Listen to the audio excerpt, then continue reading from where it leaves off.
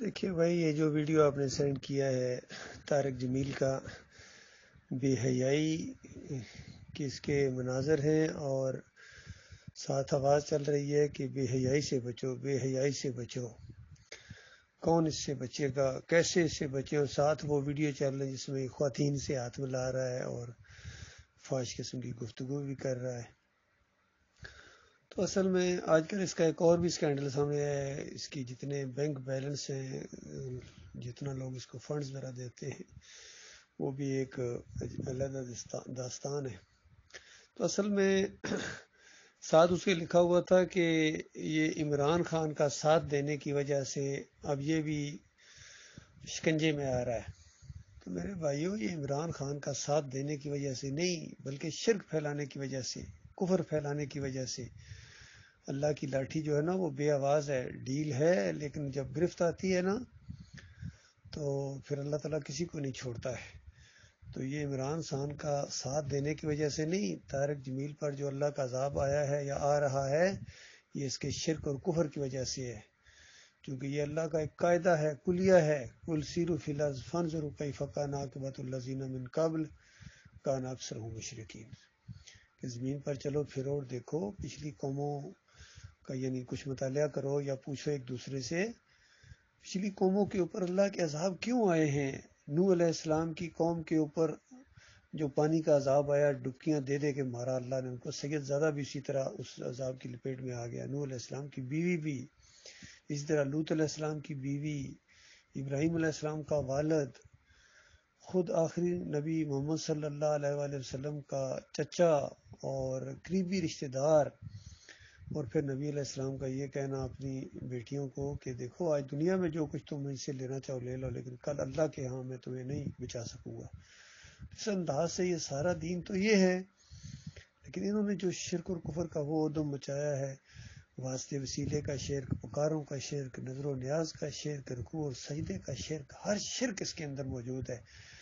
اور عمران خان صاحب اس کو لاتے ہیں دعا کرانے کے لیے، تو ظاہری بات ان دعاؤں کا اثر ہے کہ اب یہ اللہ کے عذاب کی لپیٹ میں ہے، کیونکہ اللہ کے باغی جب دعا کریں گے تو ظاہری بات ہے کیسے وہ قبول ہوگی۔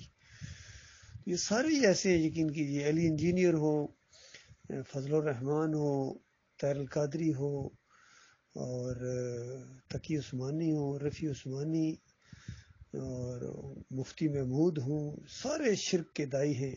چاہے مودودی صاحب کی زندگی میں پروفیسر غفور نے بری امام جا کے چادر چڑھائی تھی، اسی طرح موری شریف کا ایک پرانا فوٹو ہے، کیا نام ہے، ڈاکٹر اسرار وہاں چادر چڑھانے گئے تھے۔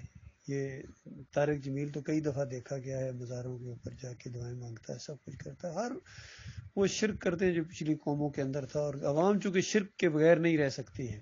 ایک دفعہ میری گفتگو ہوئی جسٹس سعید الزمان صدیقی سے، وہاں شمیم صاحب کے ہاں آئے ہوئے تھے، تو وہ کہتے ہیں میرا جو ہے وہ ایک دفعہ جب یہ جلا وطن تھے نواز شریف وہاں سعودی عرب میں، تو وہاں ان کا آپس میں ملاقات ہو گئی حرم کے اندر۔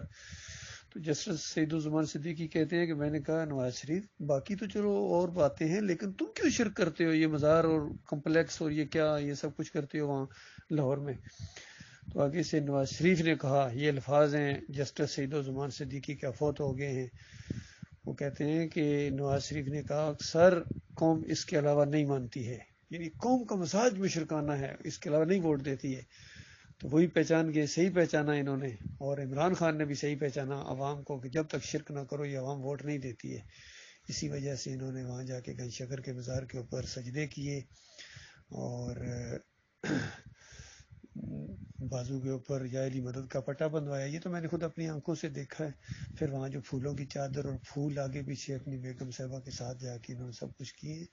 یہ قوم یہی مانتی ہے، قوم کے عقیدے کے اندر خرابی ہے، اور یہ عقیدے کی خرابی کی اور تھپکی دیتے ہیں، شاباش دیتے ہیں کہ بالکل لگے رہو میاں۔ تو یہ چند دنوں کا معاملہ ہے، ہمیشہ کی آگ کا معاملہ ہے۔ بہرحال ہمارے جو توحید کے نام سے آئے تھے محمد حنیف کا جرم ان سے بھی بڑا یاد رکھیے، کیونکہ انہوں نے مومنوں کی جماعت کے اندر شرک کا انجیکشن دیا اور پھر اس کے اوپر ڈٹ کے یہاں پہ انا کا مسئلہ بنا لیا، ضد کا مسئلہ بنا لیا ہے۔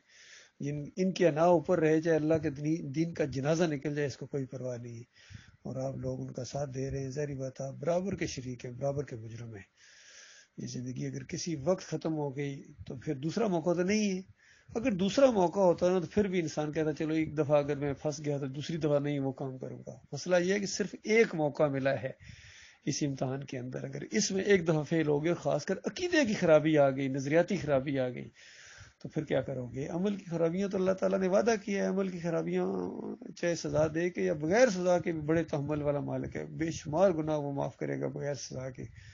اور بہت بڑے بڑے گناہ گاروں کو کچھ عرصہ جہنم میں بھی رکھا جائے گا، اللہ بہتر جانتا ہے، لیکن آخر وہ نکل آئیں گے آخر.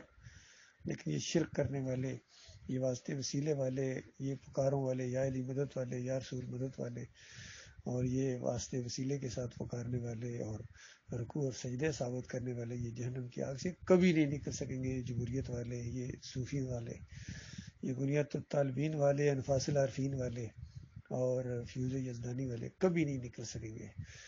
علی انجینئر کہتا ہے امید پیدا ہوگی، یہ شرک کے باوجود یہ نکلیں گے، کیونکہ کلمہ جو پڑھا ہے، اندازہ لگائی کلمہ پڑھا ہے. بھائی کلمے کا تو مطلب ہی شرک کا رد ہے. جب تم شرک کرو گے تو تمہارا کلمہ ختم ہو جائے گا. جب تم شرک کرتے ہو تمہارا کلمہ ختم ہو جاتا ہے.